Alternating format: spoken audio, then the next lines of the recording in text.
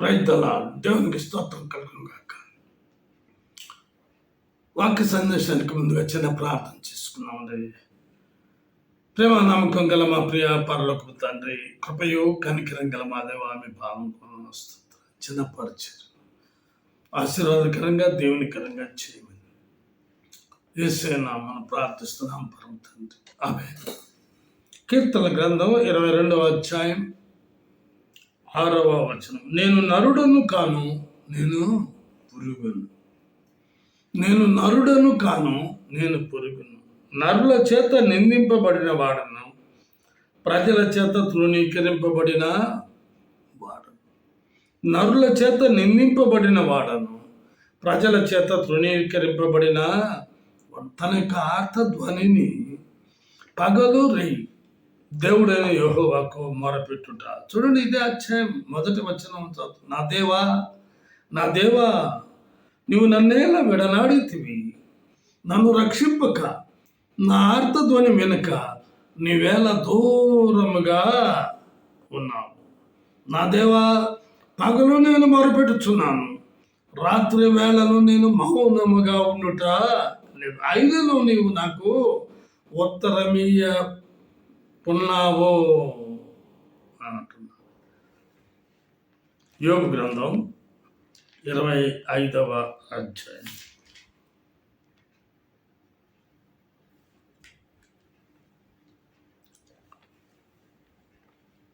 6వ వచనం. మరి నిశ్చయముగా పురుగు వంటి మనుష్యుడు, పురుగు వంటి నరుడు ఆయన దృష్టికి పవిత్రుడు కానేరడు కదా. పురుగు వంటి మనుష్యుడు, పురుగు వంటి నరుడు ఆయన దృష్టికి పవిత్రుడు కానేరడు గదా. 4వ వచనం. నరుడు దేవుని దృష్టికి నీతిమంతుడు ఇట్లు కాగలడు. స్త్రీకి పుట్టిన వాడు ఆయన దృష్టికి ఎట్లు శుద్ధుడు కాగలడు. చూడండి, ఎందుకు అలా జరిగింది? రోమిలకు రాసిన పత్రికలో చాలా స్పష్టంగా మాటలు ఉన్నాయి. 5వ అధ్యాయం 12వ. ఇట్లుండగా ఒక మనుష్యుని ద్వారా పాపము ద్వారా మరణమును లోకములో ఎలాగూ ప్రవేశించెను, అలాగుననే మనుషులందరూ పాపము చేసినందున మరణము అందరికీ సంప్రాప్త మాయను. మరి ఆ విడుదల లేదా అని అంటే 15వ వచనం చూడండి, ఆఖరి భాగం. యేసుక్రీస్తును ఒక మనుష్యుని కృపచేతనైన దానమును అనేకులకు విస్తరించెను. 19వ వచనం. ఏలైనగా ఒక మనుష్యుని అవిధేయత వలన అనేకులు పాపులుగా ఎలాగూ చేయబడిరో, అలాగే ఒకని విధేయత వలన అనేకులు నీతిమంతులుగా చేయబడుదురు.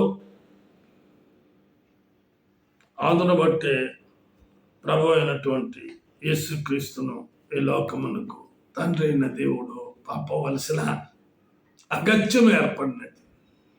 ఎందుకు ఆయన పంపబడినాడు? నేను ఆ పాపములు తీసివేయట కొరకు. యోబు అన్నాడు కదా, ఒక స్త్రీకి పుట్టినటువంటి వాడు ఆయన దృష్టికి ఎట్లు శుద్ధుడు కాగలడు. మొట్టమొదట దేవుని స్వరూపములో మరి వారిని పరిశుద్ధులుగానే ఉంచాడు. అయితే సాతాను యొక్క కుతంత్రముల వలన వాడు ఉన్నత సభాపర్వతం నుంచి కింద పడినాడు కనుక వీళ్ళు ఎందుకు బాగుండాలి అన్న కక్ష కట్టి వారిని పాపంలో ప్రవేశింపజేసి మరణానికి వారసులయ్యేటట్లుగా చేశారు. అందును బట్టే యోబు అంటాడు, స్త్రీకి పుట్టిన నరుడు ఆయన దృష్టికి ఎట్లా శుద్ధుడు కాగలడు, దేవుని దృష్టికి నీతిమంతుడు ఎట్లు కాగలడు. అందుకే మరి దావీదు అంటాడు, నేను నరుడను కాను, నేను పురుగును అంటాడు. అయితే పాప క్షమాపణ ఎలాగో మరి కలుగుతుంది అన్న సత్యాన్ని కీర్తన గ్రంథం 32వ అధ్యాయం 1వ వచనం, తన అతిక్రమములకు పరిహారమునందినవాడు, తన పాపములకు ప్రాయశ్చిత్తం నందినవాడు ధన్యుడు.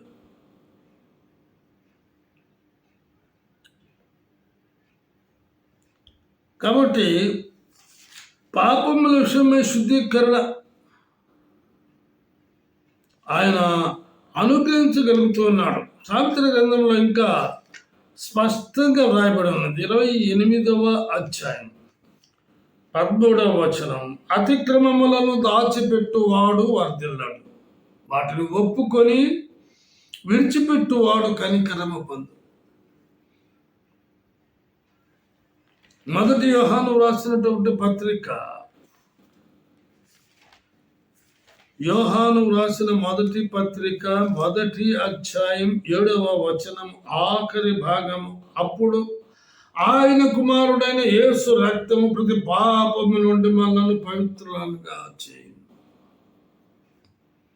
9వ వచనం గమనించినట్లయినచో, మనము పాపము లేని వారమని చెప్పుకున్న ఎడల మనలను మనమే మోసపుచ్చుకుందాము, మరియు మనలో సత్యం ఉండదు. మన పాపములను మనం ఒప్పుకున్న ఎడల ఆయన నమ్మదగిన వాడును నీతిమంతుడును కనుక ఆయన మన పాపములను క్షమించి సమస్త దుర్నీతి నుండి మనలను పవిత్రులుగా చేయును.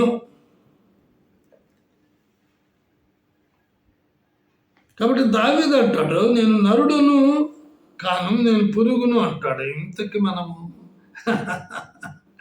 నరులమా పురుగులమ్మా? జవాబు మీరు చెప్పాలి.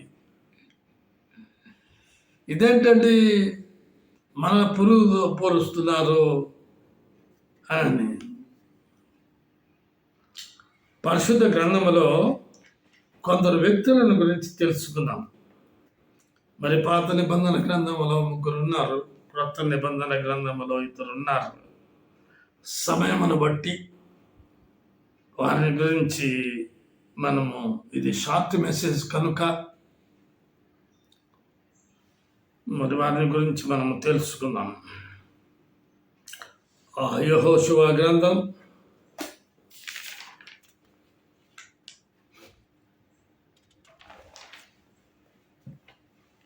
10వ అధ్యాయం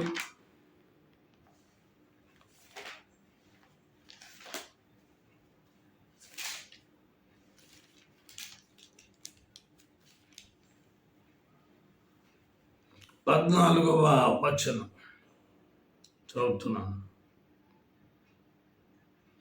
యెహోవా ఒక నరుని మనవి వినిన ఆ దినము వంటి దినము దానికి ముందే గాని దానికి తరువాతనే గాని ఉండలేదు. యెహోవా ఒక నరుని మనవి వినిన ఆ దినము వంటి దినము దానికి ముందే గాని దానికి తరువాతనే గాని ఉండలేదు. దేవునికి నరుడు ఎంత ఇష్టడో కదా, మరి ఆయనకి ఇష్టడై ఉంటేనే కదా ఒక నరుని మనవి వినిన ఆ దినము వంటి దినం, దానికి ముందే కానీ ఆ తర్వాతనే కానీ అని తెలియపరచబడుతూ ఉన్నది.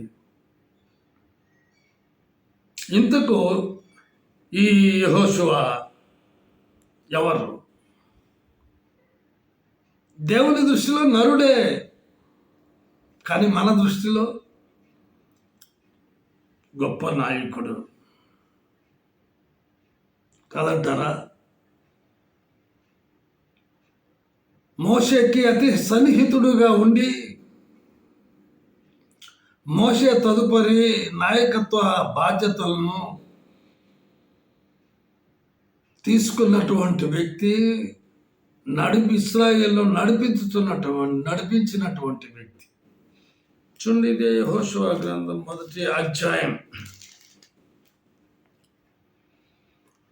1వ వచనం నుంచి చదువుతున్నాం. యెహోవా సేవకుడైన మోషే మృతి నొందిన తరువాత యెహోవా నూను కుమారుడును మోషే పరిచారకుడును అయిన యెహోషువకు ఇలాగు సెలవిచ్చాను, నా సేవకుడైన మోషే మృతి నొందెను కాబట్టి నీవు లేచి నీవును ఈ జనులందరూ ఈ యోర్దాను నది దాటి నేను ఇశ్రాయేలుకి ఇచ్చుచున్న దేశమునకు వెలుడి. నేను మోషేతో చెప్పినట్లు మీరు అడుగుపెట్టు ప్రతి స్థలమును మీకు ఇచ్చుచున్నాను. 5వ వచనం, నీవు బ్రతుకు దినములన్నిటిలో ఏ మనుషుడును ఎదుట నిలువగా లేకయుండును. నేను మోషేకు తోడయుండినట్లు నీకును తోడయుండును. 6వ వచనం, నిన్ను విడువను, నిన్ను ఎడబాయను, నిబ్బరము కలిగి ధైర్యముగా ఉండుము. వారికిచ్చిదనని నేను వారి పితరులతో ప్రమాణము చేసిన ఈ దేశమును నిశ్చయముగా నీవు ఈ ప్రజల స్వాధీనము చేసేదవు. 7వ వచనం, అయితే నీవు నిబ్బరము కలిగి జాగ్రత్త పడి బహుధైర్యముగా ఉండి నా సేవకుడైన మోషే నీకు ఆజ్ఞాపించిన ధర్మమంతటి చొప్పున చేయవలను. నీవు నడుచు ప్రతి మార్గమున చక్కగా ప్రవర్తించినట్లు నీవు దాని నుండి కుడికి గాని ఎడమకు గాని తొలగకూడదు. 8వ వచనం, ఈ ధర్మశాస్త్ర గ్రంథమును నీవు బోధింపక తప్పిపోకూడదు. దానిలో వ్రాయబడిన వాటన్నిటి ప్రకారం చేయుటకు నీవు జాగ్రత్త పడినట్లు దివారాత్రం దాన్ని ధ్యానించిన ఎడల నీ మార్గమును వర్ధిల్ల చేసుకుని చక్కగా ప్రవర్తించదవు. నేను నీకు ఆజ్ఞ ఇచ్చి ఉన్నాను కదా. 9వ వచనం, నిబ్బరము కలిగి ధైర్యముగా ఉండము, దిగులు పడకము, జడియకము. నీవు నడుచు మార్గమంతటిలో నీ దేవుడైన యెహోవా నీకు తోడైయుండును. అంత స్పష్టంగా మోషే చనిపోయిన తరువాత దేవుడైన యెహోవా యెహోషువకు ఎంతటి అభయాన్ని ఇచ్చాడు అంటే, అందుకే అతను ఒక గొప్ప నాయకుడు. ట్రైనింగ్ ఏమైనా తీసుకున్నాడండి మోషే దగ్గర? పోనీ మోషే అతని ద్వారా ఫలాన్ని చెయ్యి, ఇలా చెయ్యి, అలా చెయ్యి, ఎలా చెయ్యాలా అలా చెయ్యాలని నేర్పించాడా? లేదు. ఈనాడు అనేకులు కూడా ఆ నాయకత్వంలో నేర్చుకోలేని పరిస్థితులలో ఉన్నారు. నాయకుని యొక్క లక్షణాలు గ్రహించలేకపోతూ ఉన్నారు. అనేకులు తెలుసుకోలేకపోతూ ఉన్నారు. ఆ విధానంలో నడుచుకోలేకపోతూ ఉన్నారు. అయితే యెహోషువ మోషేను శ్రద్ధగా గమనించాడు, ఆలకించాడు ప్రతి మాట. ఆ ప్రకారంగా నడుచుకోవటానికి సిద్ధపడినాడు. మోషేతోనే సెలవిచ్చాడు దేవుడు, ఈ బాధ్యతను తదుపరి యెహోషువకు అప్పగించు అని. ఈనాడు తొందరపాటు చర్యలు,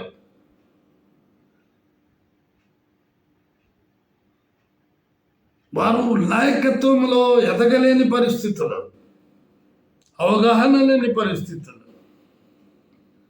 చూడండి 3వ అధ్యాయం 13వ వచనం కానీ గమనించినట్లయితే యెహోషువ గ్రంథం, సర్వలోకనాథుడగు యెహోవా నిబంధన మందసమును మోయు యాజకుల అరకాళ్ళు యోర్దాను నీళ్లను ముట్టగానే యోర్దాను నీళ్లు అనగా ఎగువ నుండి పారు నీళ్లు ఆపబడి ఏకరాశిగా నిలుచును. యెహోషువ యొక్క నాయకత్వంలో ఇశ్రాయేలీయులు నడిపిస్తున్నప్పుడు యోర్దాను నదిలో వారు కాళ్ళు పెట్టగానే ఆ నీళ్లు ఏకరాశిగా ఆగిపోయినాయి అంతే. ఒక నరుని మనవి వినిన ఆ దినము వంటి దినం దానికి ముందే కానీ ఆ తరువాతనే కానీ లేదు.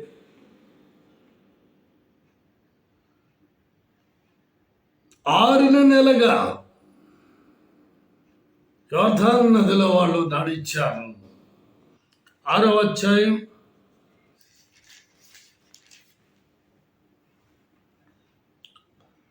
1 ఆ కాలంలో ఇశ్రాయేలీయుల భయము చేత ఎవడును వెలుపలికి పోకుండాను లోపలికి రాకుండాను యెరికో పట్టణ ద్వారము గట్టిగా మూసివేయబడెను. అప్పుడు యెహోవా యెహోషువతో ఇట్లా చూడుము, నేను యెరికోను దాని రాజును పరాక్రమము గల శూరులను నీ చేతికి అప్పగించుచున్నాను. మీరందరూ యుద్ధ సన్నద్ధులై పట్టణమును ఆవరించి ఒక మారు దాని చుట్టూ తిరగవలెను. అలాగూ 6 దినములు చేయుచు రావలెను.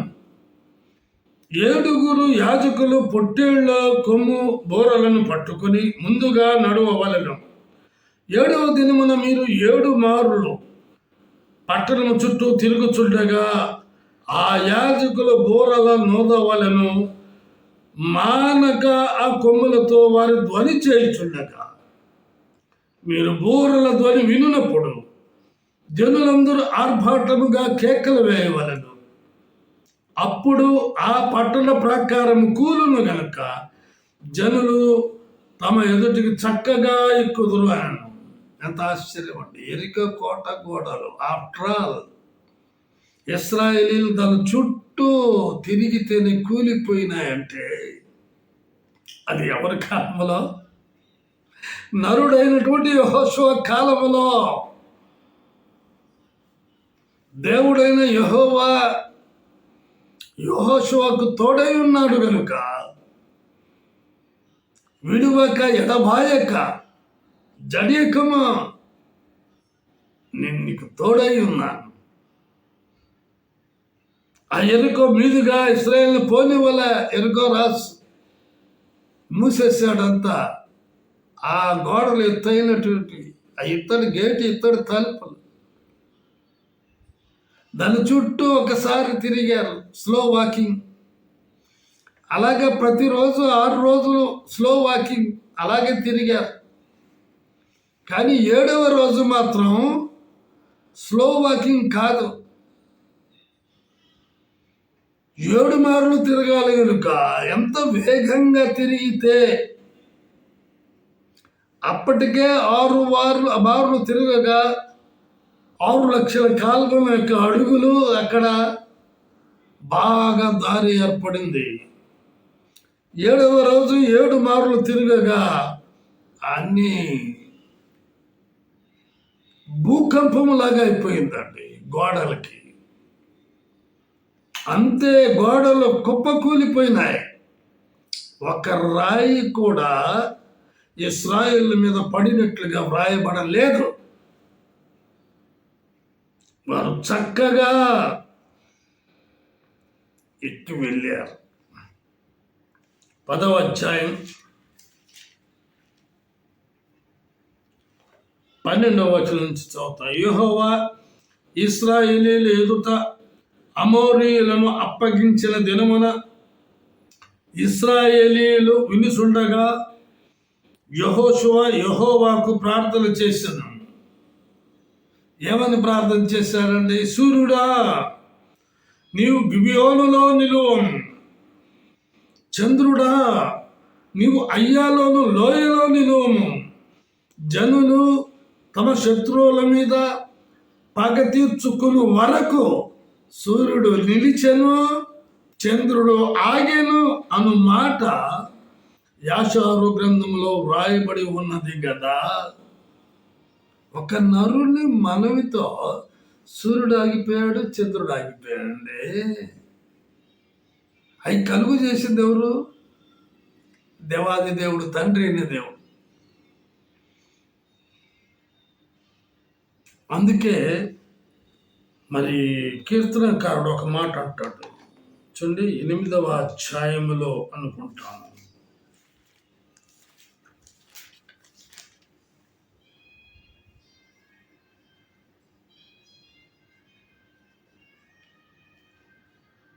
ఆ 4వ వచనం, నీవు మనుషుని జ్ఞాపకం చేసుకుంటకు వాడు ఏ పార్టీ వాడు, నరపుత్రుని దర్శించుటకు వాడు ఏ పార్టీ వాడు. 5వ వచనం, దేవుని కంటే వాళ్ళని కొంచెము తక్కువ వానిగా చేసి ఉన్నావు. మహిమ ప్రభావములతో వానికి కిరీటము ధరింప చేసి ఉన్నావు. నీ చేతి పనుల మీద వానికి అధికారం ఇచ్చి ఉన్నావు. ఏ పని అయితే దేవుడు కలుగుగాక అని అన్నాడో ఆ కలిగినటువంటి సూర్యుడిని చంద్రుడిని ఒక యుద్ధ సమయంలో మరి అమోరీయులతో ఇశ్రాయేలు యుద్ధం చేస్తూ ఉన్నప్పుడు వారిని ఓడించి వారిని గెలవాలి గనుక, అది పెద్ద యుద్ధము కనుక సూర్యుడు చంద్రుడు అలాగ ఒక ఇంచుమించు ఒక నాడెల్లా, అందుకే ఫిబ్రవరి నెల తక్కువ 28 రోజులే, లీప్ సంవత్సరం అయితే 29 రోజులు.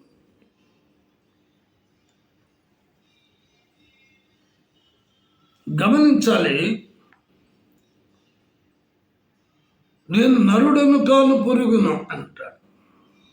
మరి యెహోవా దృష్టిలో యెహోషువ నరుడే, మన దృష్టిలో గొప్ప నాయకుడే. ఇశ్రాయేలీయుల యొక్క బాధ్యతలను స్వీకరించినటువంటి వ్యక్తి. అతను ఇశ్రాయేలును నడిపించుచుండగా యోర్దాను నది 6 నెలలుగా ఆరిపోవుట, ఎరికో మీదుగా మరి వారు ఎరికో కోట గోడలు గొప్ప కూలిపోగా ఎరికో మీదుగా నడిపించుట.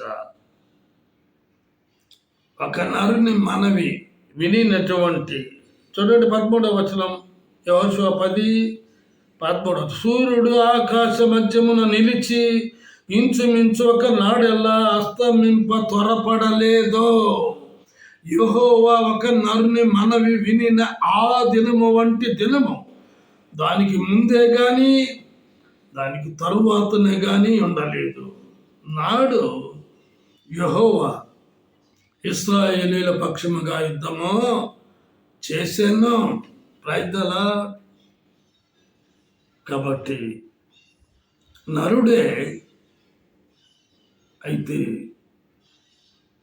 దేవునికి విధేయుడైనాడు కనుక, ఆ ప్రకారంగా నడుచుకున్నాడు కనుక అద్భుతమైన ఆశ్చర్యకరమైన కార్యాలు జరిగించగలిగినాడు.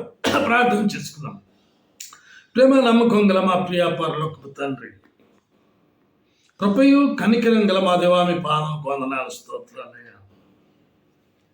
అయా, దావీదు సెలవిచ్చాడు, నేను నరుడను కాను, నేను పురుగును.